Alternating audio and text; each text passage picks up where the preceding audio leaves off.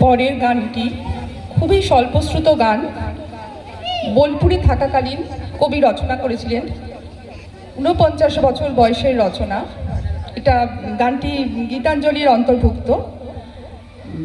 গানটি একটু আমি বলে নিই, গানটির কথাটা বা ভাবটা আমি একটু বলে নিই। ওরে মাঝি, ওরে আমার মানব জন্ম তরির মাঝি। মানব জন্ম তরির মাঝিকে ডাকছে। আমরা যেখান থেকে এসছিলাম, মানব জন্ম হয়েছিল, সেই মাঝিকে ডাকছে। পাড়ের বাঁশি উঠছে বাজি। আমাদের যাওয়ার সময় হয়ে গেছে, পাড়ের বাঁশি বেজে উঠেছে।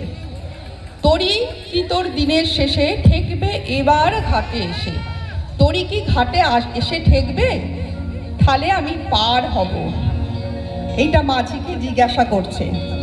সেথায় সন্ধ্যা অন্ধকারে দেয় কি দেখা প্রদীপ রাজি। আমাদের যেখানে যেতে হবে সেখানকার খোঁজ নিচ্ছে, যে সেখানে অন্ধকারে প্রদীপ রাজি দেখা দিচ্ছে কি?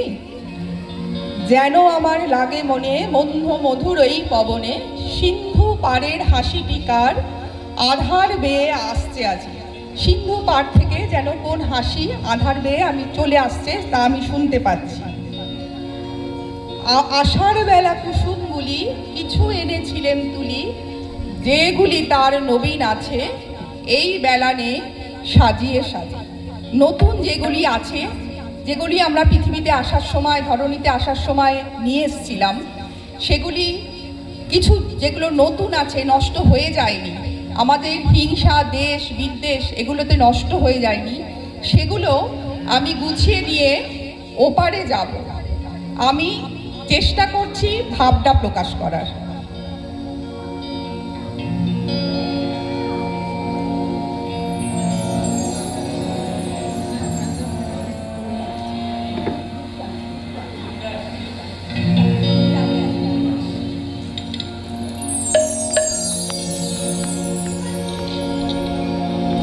গানটি শ্রী রাগে রয়েছে, এক তালে।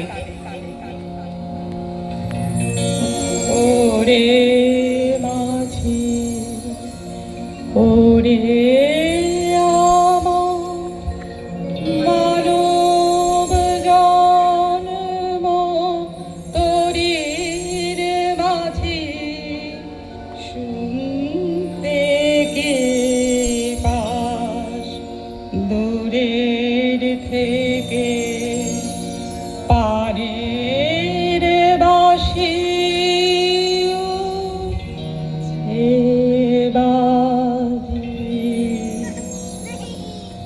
ওরে মাঝি, ওরে আমার মানব জন্ম তরির মাঝি, শুনতে কি পাস দূরের থেকে? পাড়ের বাঁশি উঠছে বাজি। ওরে মাঝি, ওরে মাঝি, তরি কি তোর দিনের শেষে ঠেকবে মোর ঘাটে এসে? তরি কি তোর দিনের শেষে